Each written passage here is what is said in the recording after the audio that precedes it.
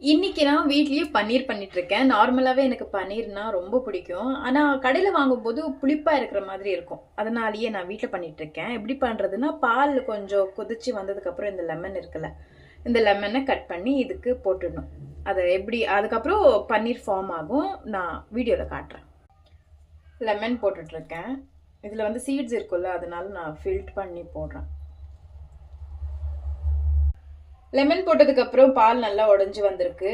இதுதான் பன்னீர் அப்படின்னு சொல்லுவாங்க. இது ஒண்ணுல ஃபில்ட் பண்ணிட்டு ஒரு 2 தண்ணியில மறுபடியும் அலசிட்டு ஒரு கிளாத்ல போட்டு அதுக்கு மேல ஏதாச்சும் ஒரு வெயிட்டான ஒரு கல் ஏதாச்சும் வச்சோன்னா இதுல இருக்கிற தண்ணி எல்லாம் நீட்டா ஃபில்ட் ஆகும். அதுக்கப்புறம் ஃப்ரிட்ஜில் வச்சோன்னா ஒரு 3-4 டேஸ் ஆனாலும் ஒன்றும் ஆகாது, நம்ம யூஸ் பண்ணிக்கலாம். பன்னீர் ரெடி. நிறைய பாலில் கூட பண்ணலாம். நான் ஒரு 1/2 லிட்டர் பாலில் தான் பண்ணேன்.